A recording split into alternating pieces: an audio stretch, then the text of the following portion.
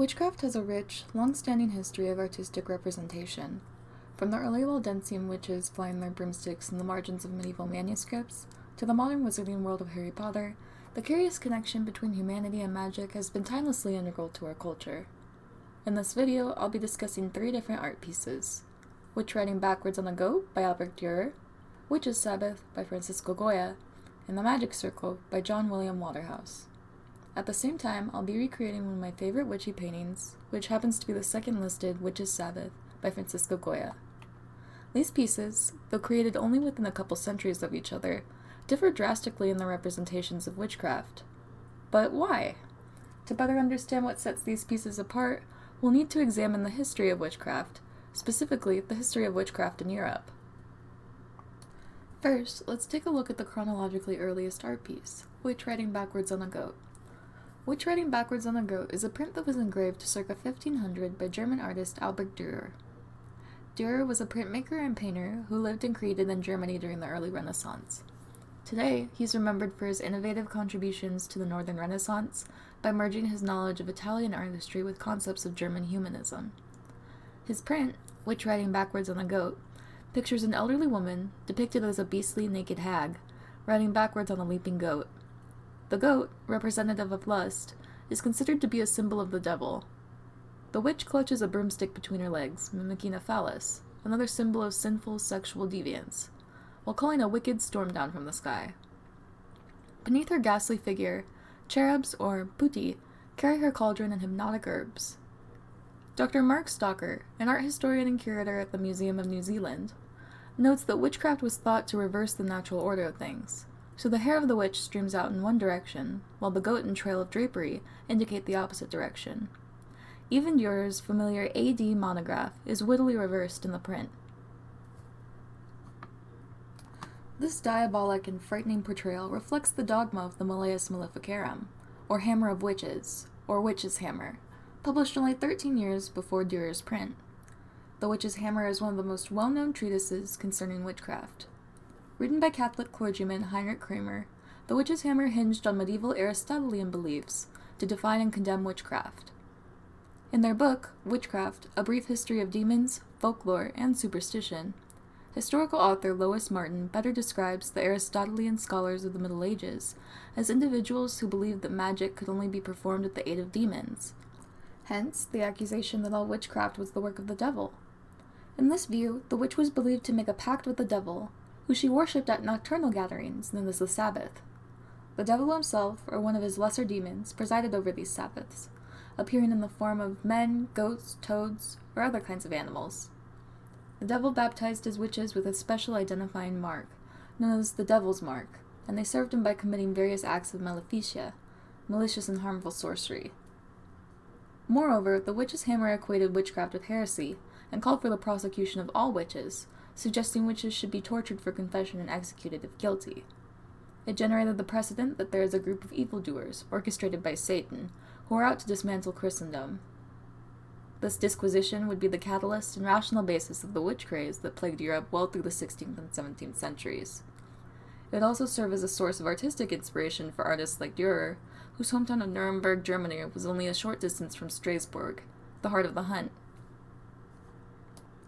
The publication of The Witch's Hammer was blatantly problematic in its obvious misogyny.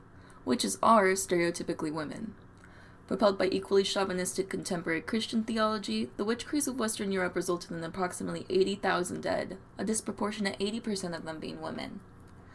The sexist doctrines of the witch's hammer and Christianity together motivated the demonization of women at large.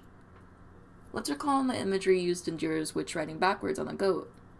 The witch in the print is old, naked, and inferred to be pleasuring herself with a broomstick, which is a stand-in for a phallus. All of these qualities, age, the bare state of the human body, and sexual autonomy, are only natural phenomena, yet here we witness these natural qualities in a crude, demonic light. Dürer's iconography echoes the misogyny of the early Renaissance, and how depictions of witches during the early 16th century sought to shame women as a whole, down to the nature and basis of their existence. Next up is the piece I'm drawing, a fresco painting named Witch's Sabbath, created by Francisco Goya. Painted in 1798, it depicts an anthropomorphized goat surrounded by a coven of witches. Among this coven is a wide range of ages. Elderly women, mothers, and even babies have gathered for the Sabbath. This explores a rather curious dichotomy within earlier portrayals of witchcraft. Most often, witches were either illustrated as young seductresses or shriveled hags.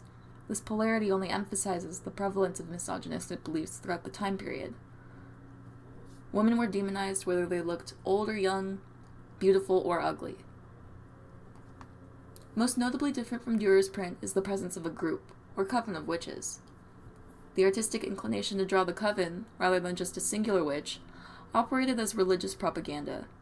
In his book, The Appearance of Witchcraft, Charles Zika writes, "Some of the most powerful images of the diabolical nature of witchcraft produced in the 15th century depicted witches as part of a group, and were shaped by contemporary notions of heresy and apostasy." Simply put, one person or witch does not seem like much of a threat on their own, but a collective has much more power. Goya was a Spanish painter who lived and created during the era of Romanticism and the Age of Enlightenment. In the late 1700s and early 1800s, Goya began to explore the macabre.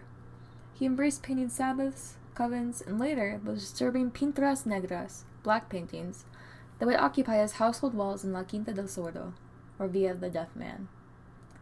In his eponymous biography, Las Pinturas Negras are described as the most mysterious of Goya's later period. They consist of 14 works executed in oil and plaster. This oil-based al seco technique was fairly common at the time, as the slow-drying properties of the oils allowed for alterations and greater spontaneity. Suffering from an unknown illness and going deaf, Goya developed an enhanced sense of cynicism and misanthropy. His exploration in the appalling and unsettling, the terrifyingly sublime, was also a protest to the world around him. The return of the monarchy in Spain, along with the tension of the Spanish Inquisition, only invited Goya's scrutiny and satire. Though the witch craze began to ebb in Europe, the Spanish Inquisition kept the tradition of witch hunting alive. Goya intentionally relied on the witch stereotypes from the early Renaissance to assemble his composition. Recall how medieval Aristotelian scholars described historical witchcraft in the Sabbath. Goya painted these jarring, historically satanic images as an expression of nonconformity. He did this by rejecting the socio-cultural norms of the period, using shock values to make digs at superstition and paranoia in a time of extreme political tension. Goya's biographical website also adds, Witch's Sabbath expresses the artist's haunting fears of insanity, relapse, and hysteria. Though I do also believe that Witch's Sabbath reflects Goya's critical view of the terror caused by the Spanish Inquisition. The third and final painting I'll be discussing is The Magic Circle by John William Waterhouse. Waterhouse was an English painter from the 19th century, the modern era of art, who followed the principles of the Pre-Raphaelite Brotherhood. The Pre-Raphaelite Brotherhood was a loose association of members who sought to revive the intense qualities of Quattrocento Italian art. William Michael Rossetti, one of the 7 founders of the Brotherhood, explained the principles of the union in 4 simple points. 1. To have genuine ideas to express. 2. To study nature attentively so as to know how to express them. 3. To sympathize with what is direct and serious and heartfelt in previous art, to the exclusion of what is conventional and self-parading and learned by rote. And 4, and most indispensable of all, to produce thoroughly good pictures and statues. The Magic Circle stands apart from the other 2 paintings discussed today, perhaps greatest in its iconography. The 1886 oil painting features a lone woman at her cauldron. She is dressed in an ashen gown and carries a delicate bouquet of flowers on her hip, with hands and feet bare. She holds out a long wooden wand in her right hand, casting a protective circle on the ground. Outside the circle is a murder of crows. According to Aristotelian ideology, the devil or his demons would preside over the Sabbath, occasionally in the form of an animal, such as crows. Symbolically, the murder being on the outside of the circle implies that she is a white witch, or a good witch, because the power of Satan and his demons cannot get in.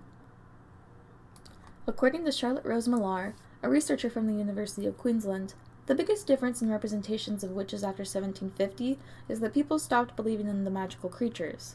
Witch hunts had mostly stopped by the early 1700s, and by 1750, all European countries besides Switzerland had decriminalized witchcraft. Depictions of witches from this era don't carry the same fear and repulsion as some of the earlier images. This disillusionment in terms of fantasy began during the Enlightenment and is sustained into the modern era. Witches were depicted less as vulgar beasts, and instead artists began to explore the realms of magical mysticism, spirituality, and the blend of energy and nature.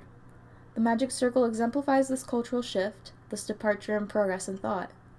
Historical witchcraft, that is to say, stereotypical Aristotelian witchcraft, waned from the public spotlight, and a more realistic portrayal of modern pagan witchcraft came into light.